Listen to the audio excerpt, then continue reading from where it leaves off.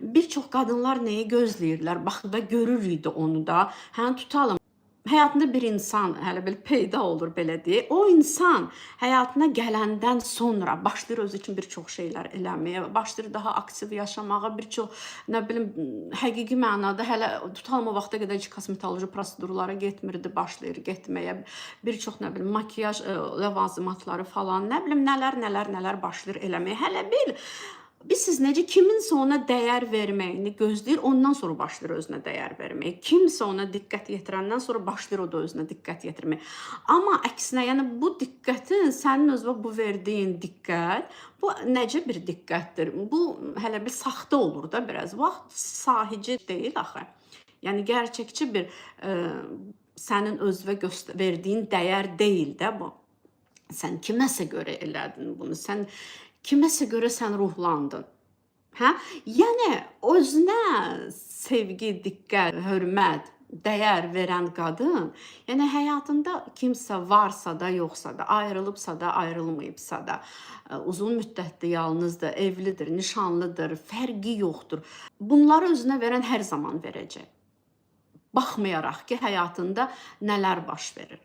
Bilirsiniz necə düzdür, yəni çox ağır dönəmlər olanda sən nisbətən ola bilər bunu az eləyəsən özün üçün, bunların hamısını.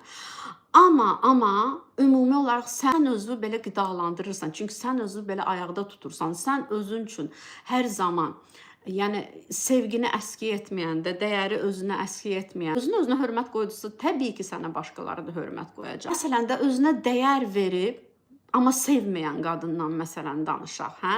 Tutalım dəyər verir necə? Düşünür ki, hə, mənim intellekt səviyyəm yaxşı olmalıdır, mən gözəl universitet bitirməliyəm, yaxşı iş sahibi olmalıyam. Yəni ki, bir sıra qarşısına belə də qoyur məqsədlər və çalışır nail olsun da.